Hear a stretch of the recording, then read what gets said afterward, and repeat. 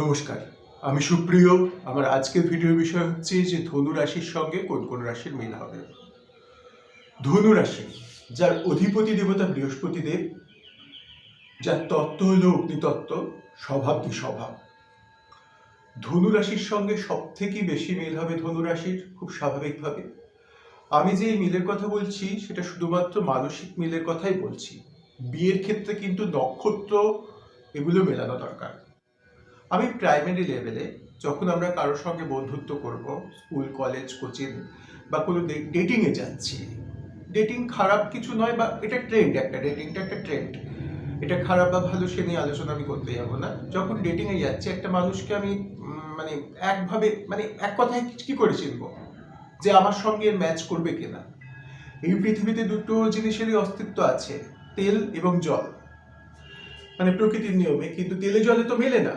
কিন্তু আমার সঙ্গে সামনের লোকটা ম্যাচ করবে কিনা আমি বলতে পারবো আমার রাশি যদি জানি এবং সামনের লোকটার রাশি যদি বৈদিক মতে আমি জেনে থাকি, যে কোন রাশির সঙ্গে কোন রাশি মানুষের ম্যাচ করবে। এবার ধনু রাশির সঙ্গে সব থেকে বেশি ধনু রাশির ম্যাচ করবে বলেছি আমি। তারপরে মীন রাশির ম্যাচ করবে, কারণ মীন রাশির অধিপতি দেবতা হলেন বৃহস্পতি দেব স্বয়ং। তবে মীন রাশি জলতত্ত্বের রাশি, আর মীন রাশির স্বভাবও কিন্তু ধনু রাশির মতনই দ্বিস্বভাব। মানে মীন রাশির সঙ্গে ধনু রাশির সব থেকে বেশি মিল হবে। এরপর ধনু রাশির সঙ্গে যে রাশিটার মিল হবে সেটা হলো মেষ রাশি, কারণ মেষ রাশির অধিপতি দেবতা মঙ্গল এবং ধনু রাশির অধিপতি দেবতা বৃহস্পতি পরস্পরের বন্ধু। ধনু রাশি অগ্নিতত্ত্ব, মেষ রাশি অগ্নিতত্ত্ব। মেষ রাশি যশ স্বভাব, ধনু রাশি দ্বিস্বভাব। এছাড়াও সিংহ রাশির সঙ্গে ধনু রাশির মিল হবে। সিংহ রাশির অধিপতি দেবতা সূর্যদেব এবং ধনু রাশির অধিপতি দেবতা বৃহস্পতিদেব পরস্পরের বন্ধু। দুটি রাশি মানে ধনু রাশি এবং সিংহ রাশি, দুটি রাশি অগ্নিতত্ত্বের। ধনু রাশির দ্বিস্বভাব, সিংহ রাশি স্থির। এই জন্যে সিংহ রাশি এবং মেষ রাশির সঙ্গে কিন্তু ধনু রাশির মিল হবে। এছাড়াও দুটো রাশির সঙ্গে ধনু রাশির মিল হবে। একটা হলো বৃশ্চিক রাশি, মঙ্গল দেবতার রাশি, ধনু রাশির অধিপতি বৃহস্পতি দেবতার বন্ধু। কিন্তু বৃহস্পতি দেবতার বন্ধু হলেও বৃশ্চিক রাশির তত্ত্ব হলো জলতত্ত্ব, ধনু রাশি অগ্নিতত্ত্ব। বৃশ্চিক রাশি স্থির রাশি, ধনু রাশি দ্বিস্বভাব। তবে এদের মধ্যে মিল হবে। আরেকটা রাশি কর্কট রাশি, যার অধিপতি দেবতা চন্দ্র, তার সঙ্গে ধনু রাশির মিল হবে। চন্দ্রের তত্ত্ব কিন্তু জলতত্ত্ব। তবুও বৃহস্পতিদেব এবং চন্দ্রদেব পরস্পরের ভীষণ ভালো বন্ধু, তাই জন্য এদের মধ্যে মিল থাকবে। আর কর্কট রাশির স্বভাব কিন্তু যশ স্বভাব, বৃশ্চিক রাশির স্বভাব দ্বিস্বভাব, তাহলেও এদের মিল থাকবে। তো আমরা দেখতে পেলাম ধনু রাশির সঙ্গে সব থেকে বেশি মিল হবে ধনু রাশির, মীন রাশির, মেষ রাশির, সিংহ রাশির, এবং তারপরে মোটামুটি মিল হচ্ছে বৃশ্চিক কর্কট রাশির। এরপরে আমরা জানবো মকর রাশির সঙ্গে কোন কোন রাশির মিল হবে। মকর রাশির অধিপতি দেবতা শনিদেব। মকর রাশির তত্ত্ব হলো পৃথ্বীতত্ত্বের রাশি, স্বভাব হলো চর। মকর রাশির সব থেকে বেশি মিল হবে মকর রাশির সঙ্গে। তারপর মিল হবে কুম্ভ রাশির সঙ্গে, কারণ কুম্ভ রাশির অধিপতি দেবতা শনিদেব।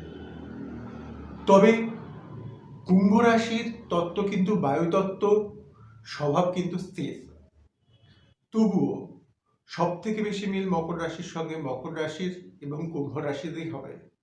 মকর রাশির সঙ্গে শুক্রদেবের দুটো রাশি বৃষ এবং তুলা দুটোরই মিল হবে, কারণ শুক্রদেব এবং শনিদেব পরস্পরের বন্ধু। প্রথমে আসি বৃষ রাশির কথায়। বৃষ রাশি পৃথ্বীতত্ত্বের রাশি, মকর রাশিও পৃথ্বীতত্ত্বের রাশি। বৃষ রাশি স্থির স্বভাব, মকর রাশি চর স্বভাব। এর সঙ্গে কিন্তু মানে বৃষ রাশির সঙ্গে মকর রাশির মিল হবে। এরপর আসবো তুলা রাশির কথায়। তুলা রাশি অধিপতি দেবতা তো শুক্রদেব, যার সঙ্গে শনিদেবের মিল আছে মকর রাশির। তুলা রাশি বায়ুতত্ত্বের রাশি, মকর রাশি পৃথ্বীতত্ত্বের। তুলা রাশি চর, মকর রাশিও চর।